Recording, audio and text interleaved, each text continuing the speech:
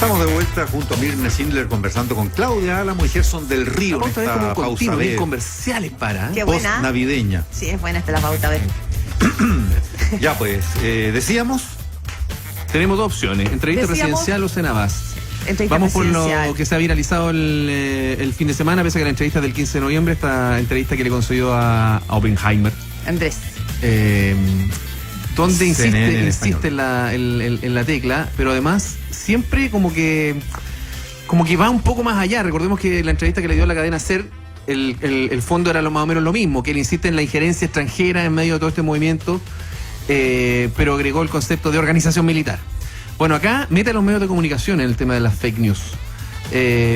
Por lo tanto, un lenguaje, yo diría, poco cuidadoso, puesto que en esta etapa los medios de comunicación han sido más cuidadosos que nunca en relación a la revisión de su material a exhibir o avalar, en relación, por ejemplo, a los videos que muchas veces son tomados por la gente a través de sus celulares y reproducidos en redes sociales, y esto alimenta muchas veces contenido de los medios de comunicación en distintos sentidos.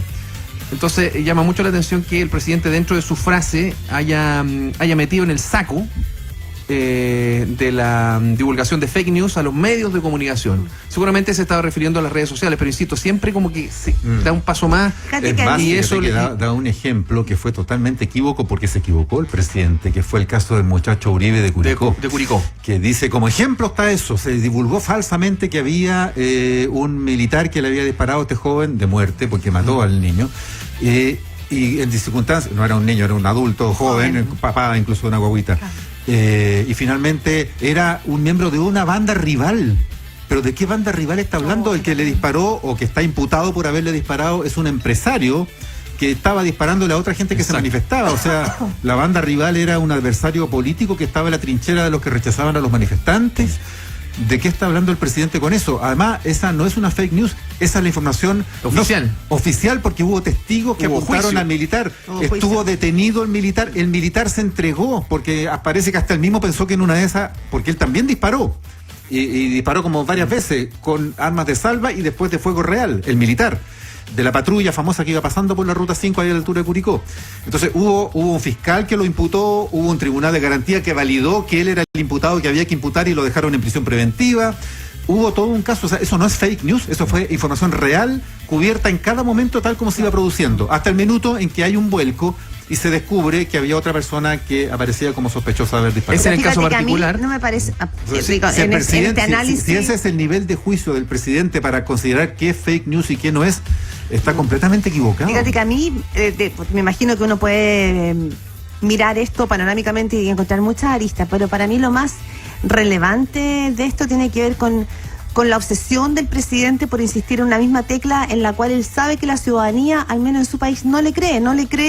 No hay pruebas todavía sobre la mesa que nos hablen de este gran enemigo poderoso, sofisticado y enorme, porque el último informe de Big Data solo generó risas y burla no solo en la comunidad social, sino que también en la comunidad de los ingenieros expertos en esto. Nadie considera que esa sea una información que pueda acreditar para un gobierno hacer una acusación de esa índole. Pero lo más relevante, creo yo, en un momento donde la institucionalidad política en Chile está en juego, o al menos en cuestión, es que la figura del presidente no es solo Sebastián Piñera, es él, los que vienen y los que estuvieron.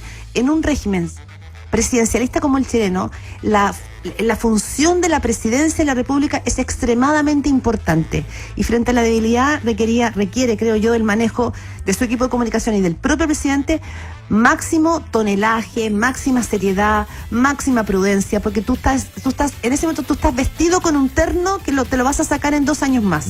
Uno responde a una institucionalidad. Y en ese sentido, cuando el presidente da una entrevista a la prensa extranjera, a ese periodista especialmente, que es muy relevante, y hemos tenido 4 informes de grandes organismos internacionales señalando que en Chile sí se han violado los derechos humanos, y todos los ciudadanos hemos visto que así ha sucedido, es muy complejo que el presidente se exponga a confrontar una realidad que está acreditada y él instale una realidad paralela, ¿me entiendes? Sí. Creo que el tema para mí es cómo tú cuidas la institucionalidad y la investidura del presidente de la República. en un Bueno, sistema de todas maneras, presidencial. si lo sumamos a...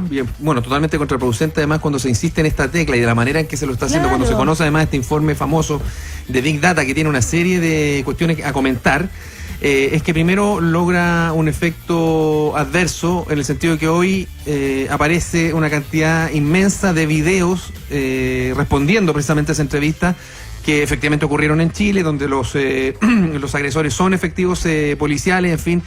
Entonces no logra un efecto de contener, más bien al contrario, azuzar.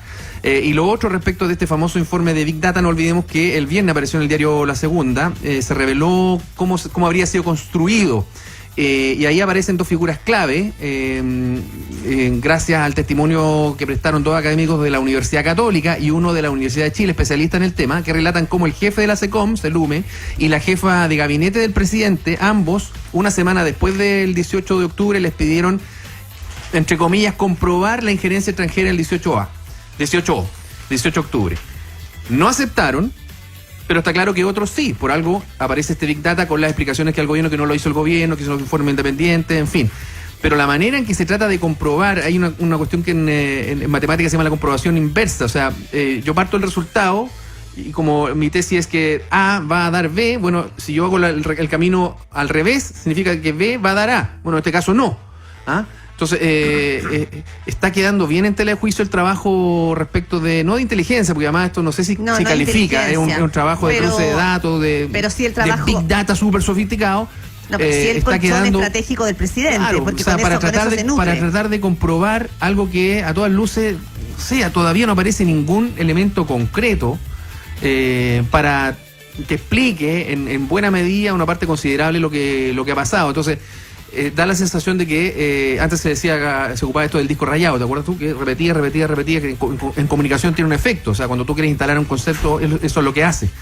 Pero acá está saliendo muy, muy trasquilada la estrategia, tanto sí que lo comentábamos cuando apareció este Big Data, y al aparecer el concepto de K-pop, no sé, por último, si aparece yo lo saco. ¿Viste que salió el fin de semana? ¿Fue noticia en Surcorea? Sí, una nota en la televisión surcoreana sobre nosotros. Bien divertida. Sí, súper. No entendí mucho, sí, pero queda claro. No, lo último que quería decir, que tenemos que cerrar, es que el presidente Sebastián Piñera ve las encuestas, ¿no? Ve que su aprobación no sube y que la ciudadanía está esperando empatía. También aparece la palabra empatía en muchos estudios de opinión pública, de que sienten que el mundo político tiene que ser empático. No entiendo mucho cómo el presidente, si sabe que su tecla sobre la invasión extranjera no está generando repertorio, conexión, feedback con el otro mundo, ¿cómo no logra tocar la tecla de la empatía, de volver a hablarle a la ciudadanía, de volver y no seguir parapetado en una tesis? Yo creo que es muy importante esa estrategia. No sé. Lamentablemente se nos acaba el tiempo. Gracias, Claudita. Gracias, Gerson. Gercito.